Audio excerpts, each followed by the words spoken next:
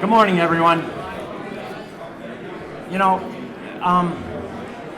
recently one of our NCRO members, this is very important. It might apply to some of us here, so I want everybody to be able to hear this.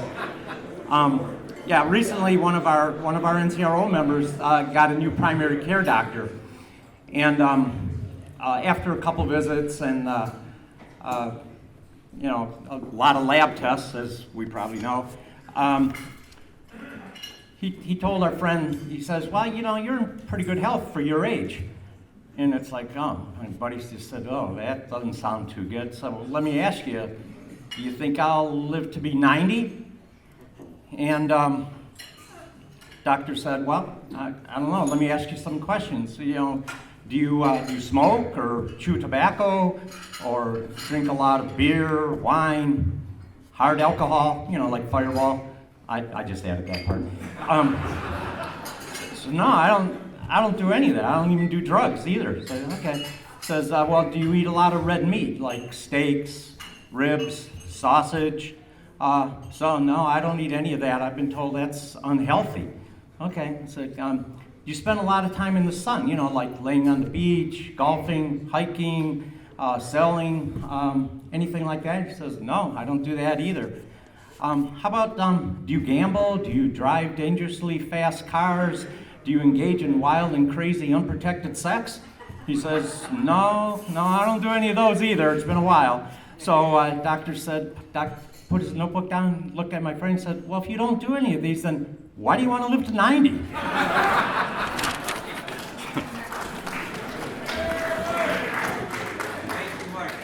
Yes, thank you for that. It's always good when you try to tell a joke and people laugh. That's the idea. So anyways, good morning, everyone. It's good to see everyone here. Thank you for coming. It's actually our first meeting. We took the summer off, so first meeting since May. So once again, thank you very much for coming. This is our third and final meeting for this year. We'll start up again in February, but so thank you for coming again. My name is Mike Cipponeri. I'll briefly go over a few things. So the first thing I always try to ask is, how was your breakfast? All right, good. And how was the wait staff? Yeah, you do a good job.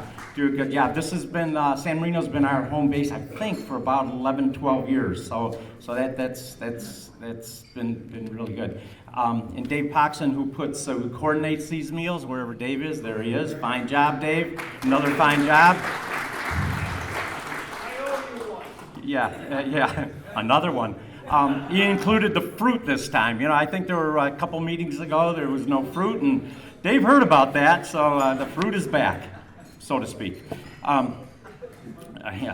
is our 52nd in-person meeting since NCRO got started in 2008. When you think about it, that's amazing that this organization has stayed, first of all, in existence because of you, and we've been able to meet. We used to do quarterly, we've back down to triannual, but it's amazing that we've been able to continue doing that. So, and it's because of you that you show up. So thank you very much for that.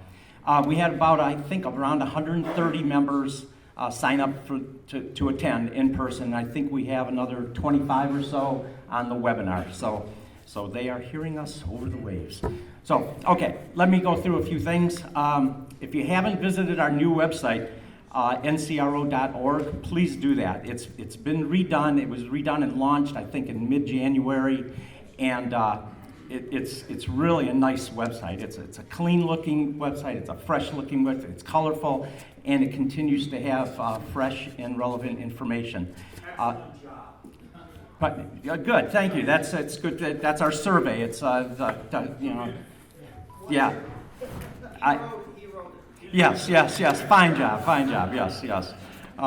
But yeah, please visit that if you can, just to go through a lot of the information. There's a lot of important links on there that I've used a couple times. That sometimes you need to get into the Chrysler system, and it's like, oh man, what was that link again? You go to the NCR website, and that link was there. So that is good. Also, it's also included on the website, as our old website had, you have the ability to change your own personal information, addresses and email addresses and phone numbers and things like that. And that's way at the top of the homepage of the website on the members only tab, and you can change your own information. You just need to know your last name. Most of us are still there, we can remember our last name, and your NCRO ID number. We will fill in the pay dates for the dues, so don't worry about that. We will handle that part. Our outstanding insurance committee continues to help our members navigate through the various issues confronting our members. You know, we've had a number of people that call into our office or send an email in the insurance committee. They really are very responsive. Usually, definitely well within 24 hours they will respond. So if you have any questions regarding that or really anything, contact our office. I'll give you the number here in a second. The insurance committee just completed another successful seminar in September, and they've got a webinar coming up November 16th on aging. And there's more detailed information than I just gave you, which is nothing, on our website, ncro.org. Let's see. The invoices for our 2024 dues just went out. They as in the past, we mail those by the U.S. Postal Service, so you'll only get paper copies. We do not email the invoices out. So hopefully you've received those, and thank you to those people that have already received them and submitted their payment either via PayPal or by check. So thank you for that. A reminder too, please be patient as we process the checks, because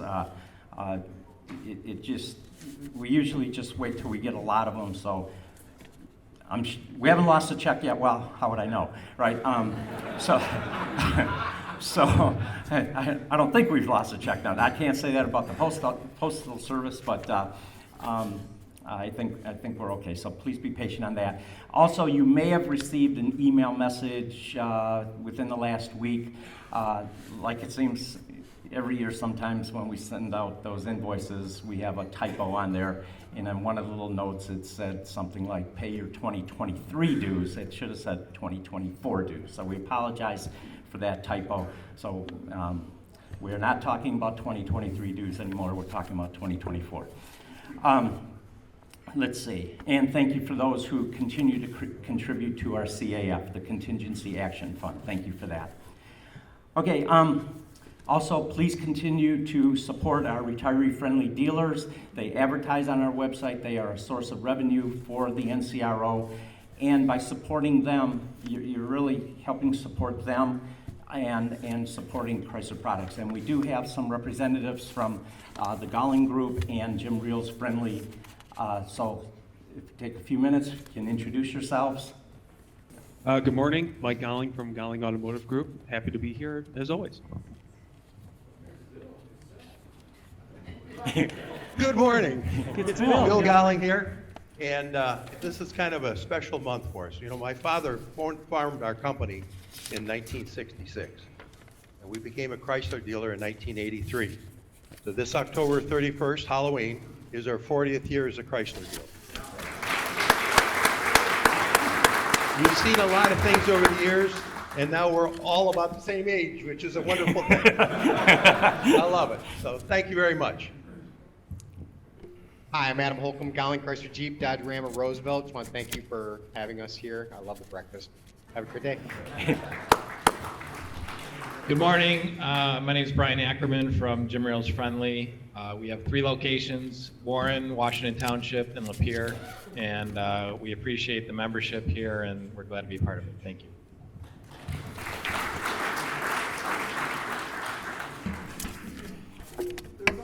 There's also one individual missing. It's Matthew Godfrey. He was here, but he comes from Galling, Bluefield Hills. He's the general manager of the store over there. All right, great. Thank you. Yeah, thank you very much for attending this breakfast. Love you guys, so appreciate that very much. Okay, as I mentioned earlier, if you have any questions regarding, like anything, it usually ends up being insurance questions, please contact our office. You can, the phone number is, once again, on our website at ncro.org, or I can just spit out the phone number now. It's 248-633-2827. So 633-2827. Okay, and before I just go over today's agenda, just one last note. Let's go Lions, man. Is that cool or what? Yeah. All right. Let's see. When I'm done here, which will hopefully be in a few seconds, Jay Kuhnie, our president, will come up and give you any the news and information, relative news and information about the NCRO and Chrysler in general. Then our keynote speaker today is Al Amici, and his talk is the EV transition begins. Then we'll open it up to Q&A, and we should have you out of here around 12 o'clock noon or so. But if you would, please, if you can, we would encourage you to stay, because around 12:15-ish or so, we have the annual Medicare enrollment counseling provided by Butler Capital Advisors over here. So with that, Jay.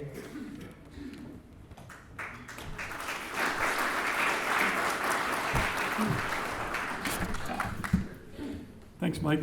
Let me add my welcome for everybody. I appreciate the attendance and apologize for me not being here. If some of you were here last meeting, I happen to not be here. Unfortunately, had another scheduled event that took me out of town, so I wasn't able to be here. But we appreciate you showing up and being here with us today. I want a couple of things before I get into what I was going to present. First one is, Mike mentioned CAF. Does anybody know what CF means, or what CF is for? Okay, the CAF fund is for, frankly, if we needed some money to have some legal issues with our company. We haven't had to do that. They've been pretty good at working with us, but it's there in case we need to do something, if they do something that we don't agree with, either from our benefits or for our pension plan. So that's what that's for. And the second one is, he mentioned about the website, and thank you for the acknowledgement. We think the website is spectacular. We actually hired someone that put it together for us, and we think it's much improved, and hopefully we will be able to keep it up to date and give you the information that you need. However, he said you can change your information, but I just wanted to say to you that we do not give your information to anybody. So it's sacred to us. The only other people that get that is the NRLN, which you guys are a member of, and we allow them to communicate with you. So those are the only other organization that gets it. We protect your information and keep it private. So you don't have to worry about keeping your information. And as Mike said, don't put your payment dates in, because he manages that quite diligently.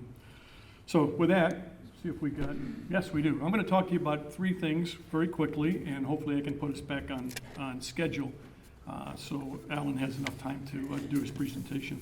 First one is risk transfer, and I want to talk to you a little about risk transfers. That happens to be talked about in three different forms: risk transfer, pension risk transfers, annuitization, and I don't know if anybody in here has had their pension annuitized to either Athene or Prudential. Has anybody had theirs done? Okay, good.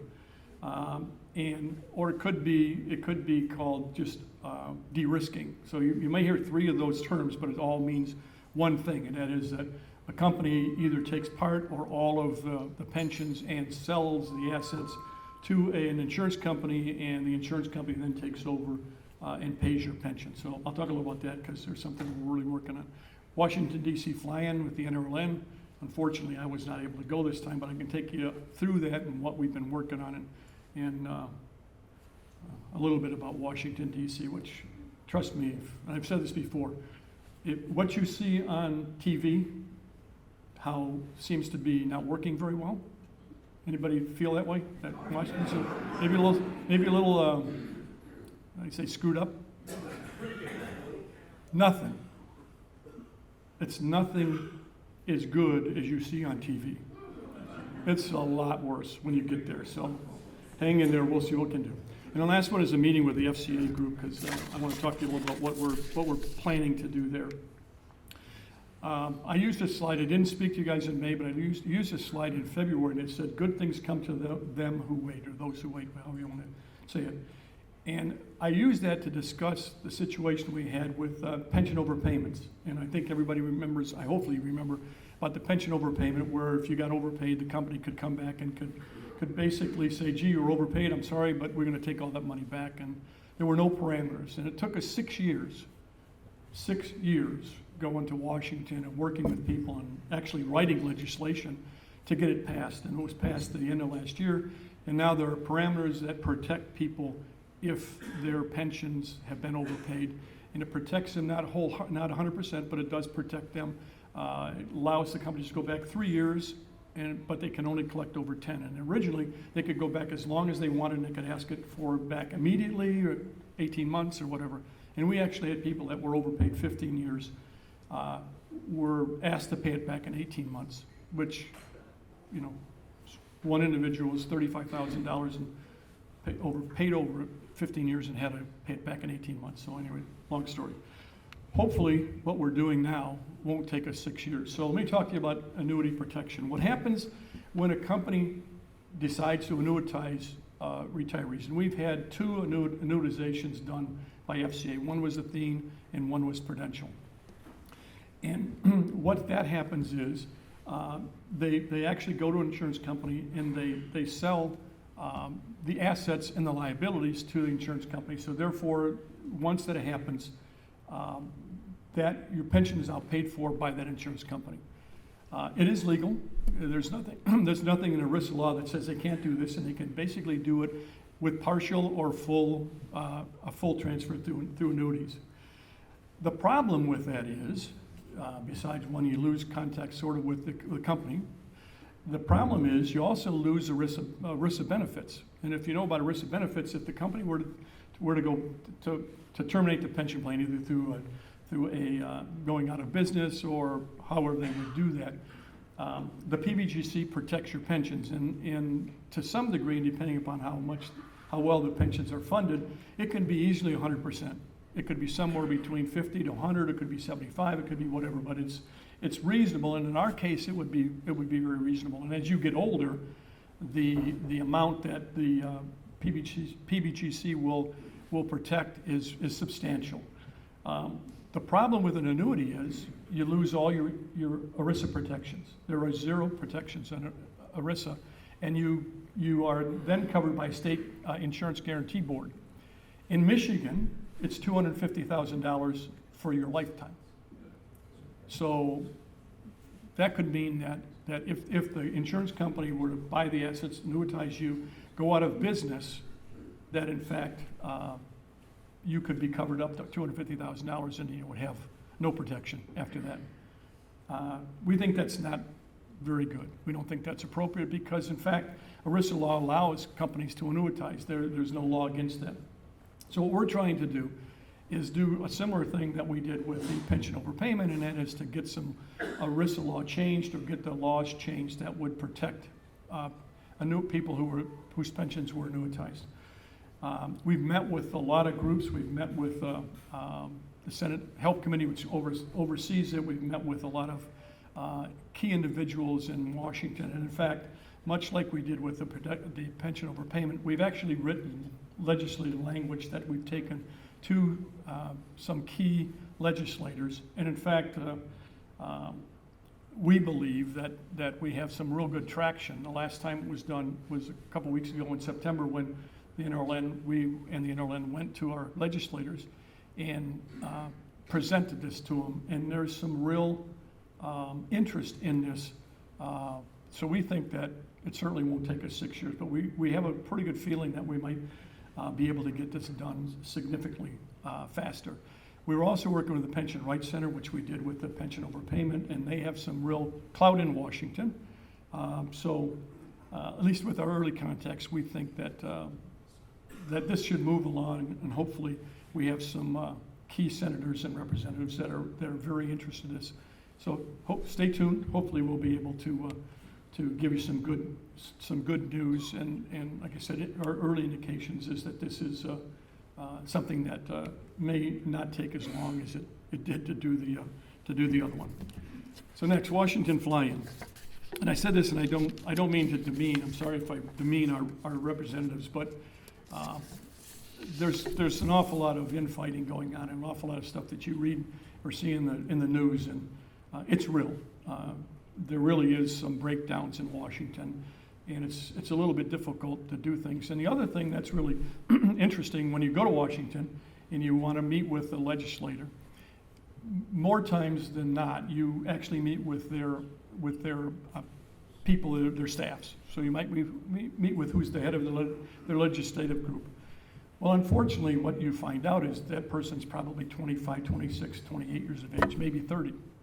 And they don't have any idea of the things that retirees run into. They really don't.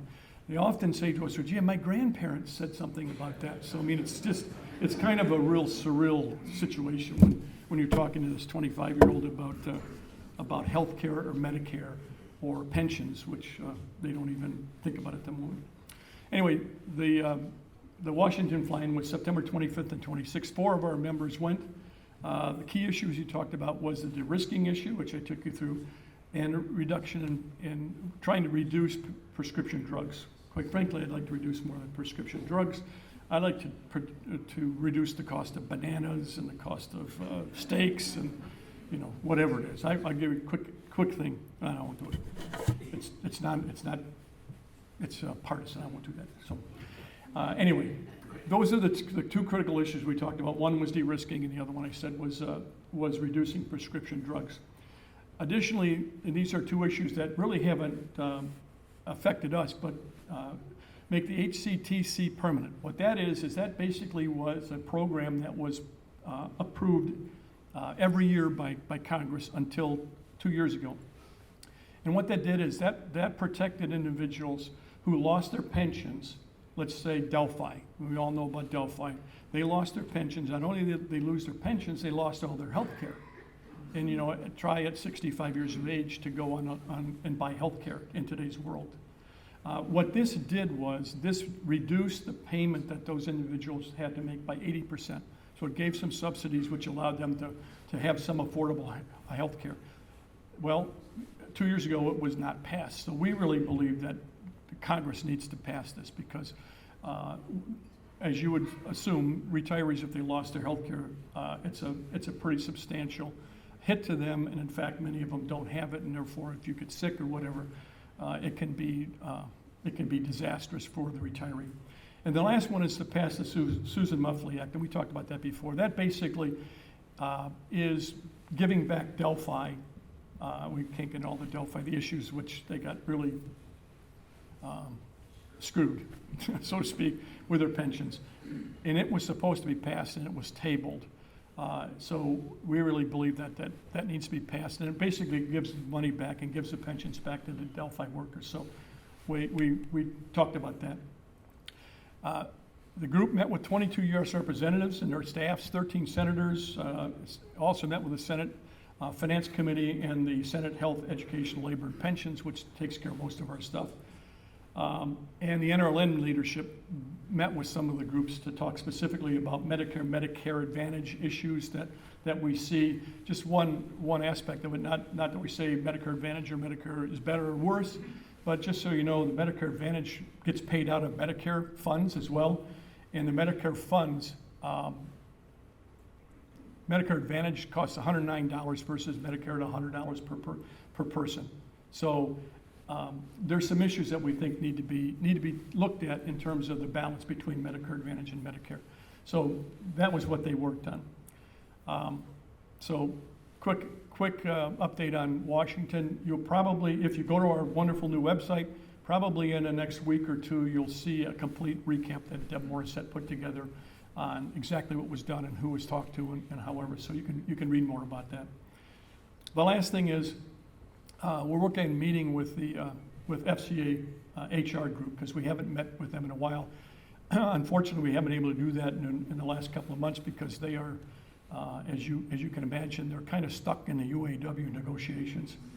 I wish I could give you an update on it, but Matt Smith, who I talked to, wasn't able to give me information about what's going on with it. So all I know is what you read in the papers, but hopefully it will be settled quickly. They have agreed to meet with us after the UAW negotiations get together, because we have some items we want to discuss with them to try to get some clarification. First one we want to talk to them about is, do they have any more plans to annuitize retirees? There's still a fairly large group of people who are getting their pensions from FCA. And we just want to have a little idea what their mindset is. I doubt if they'll be able to give us any information, but at least something we can talk to them and see if we can find anything about it. The other thing is, and we get this note from you guys, the members, increase in the HRA. We ask that every time we meet with them.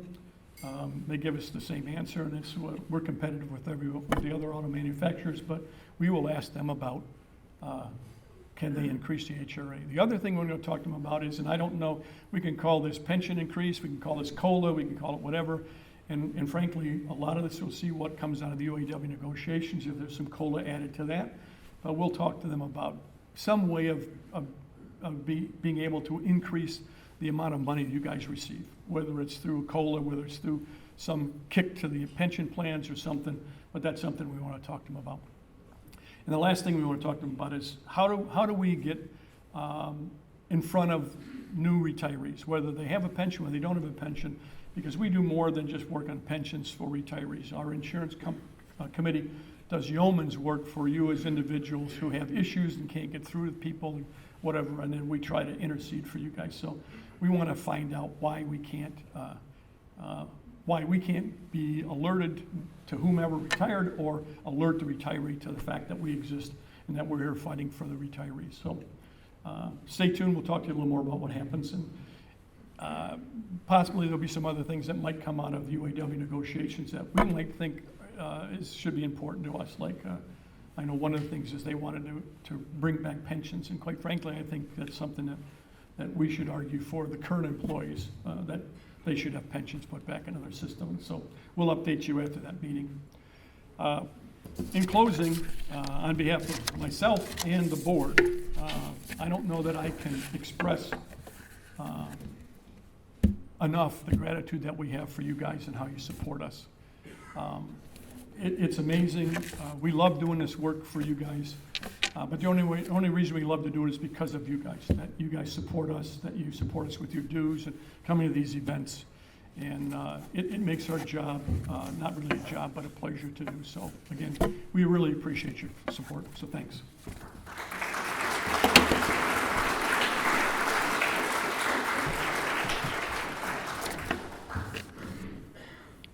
Thank you, Jay.